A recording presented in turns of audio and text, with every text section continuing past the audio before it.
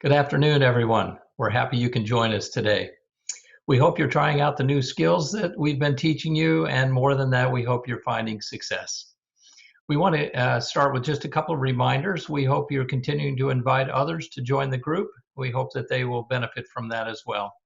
And second, if any of you happen to have needs or needs for specific help, we'd appreciate if you do not use the Facebook messaging app. Rather, we would have you write to us at the brumallfhc@gmail.com address. We've posted that on the group to have that available to you. So again, use that email address rather than the messaging system. It's much more helpful to us. In our last session, number 7, I demonstrated how to attach record hints to a person's page. For these next 2 sessions, we're going to change our format just a little bit as we talk about basic research tips. We're going to have a short video today where we give you kind of an overview. It's just us talking to you. And then we will post some additional videos through the week that actually show some examples or demonstrations of these research tips. We've also posted on the group page a document that summarizes the basic research tips that we'll be talking about today and in the next session as well. We also want to remind you that it's best if you use Google Chrome as your browser when you're working in Family Search or specifically on Family Tree. Our experience has been that if you use another browser, that it'll work up to a certain point and then it stops working. The reason why, I don't know, but if you are left wondering why something isn't working, please remember it may be the browser that you're choosing, and we highly recommend Google Chrome. Hi, everyone.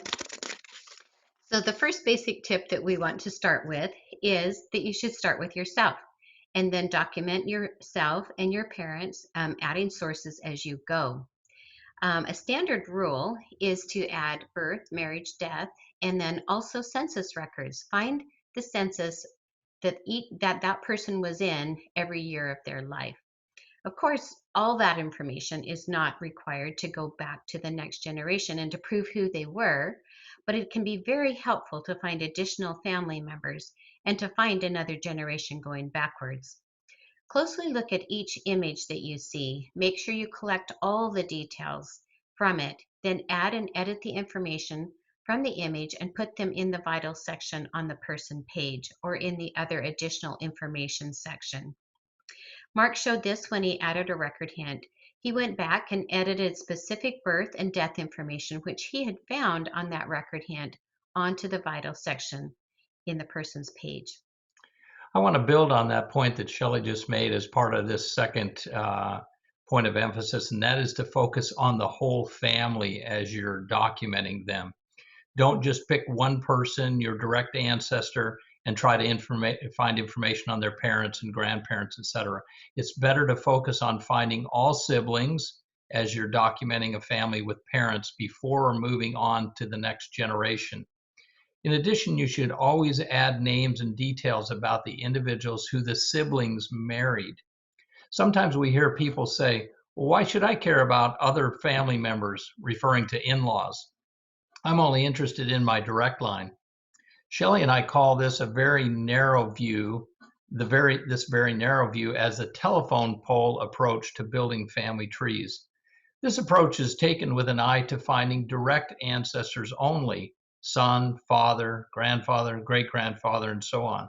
It completely ignores the fact that each of these individuals probably had siblings they loved and cared for, as well as their sisters and brothers-in-law, nieces and nephews who they knew and loved.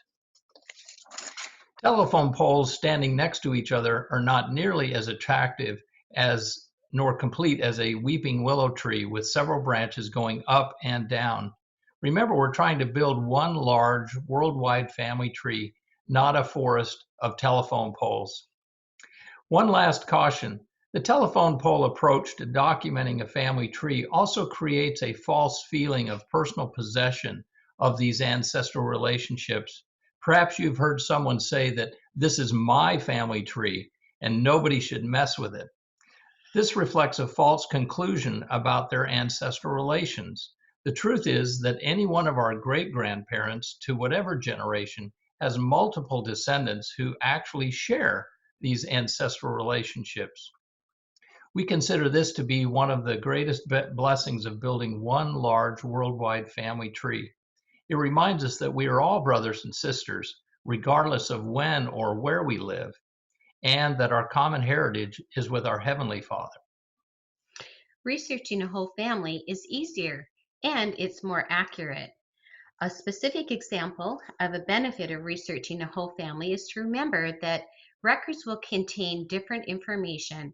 For example, a daughter's marriage record may include and contain many more family members than her brother's marriage record. So if you are looking for the brother's parents and you don't look at his sister's marriage record, you may be missing vital information that you need.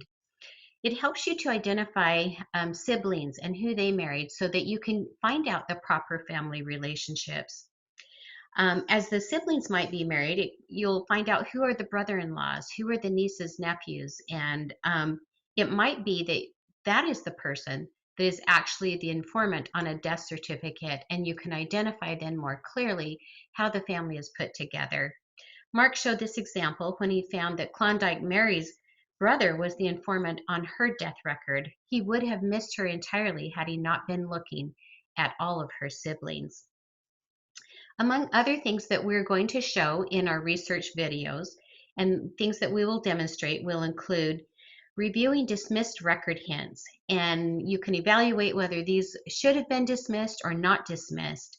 Another thing that you will find that we will show in our videos is in the research tab under the sources, you'll find similar historical records. We'll show you where those can be found and help you maybe find more information that you need. One of the other things that we will be showing is searching from a person's page. So we can click on that family search link and go straight into historical records. So be watching for part 1 and part 2. On part 1, we will be listing the videos as research tips part 1, and then A, B, C, and D so that you can find them.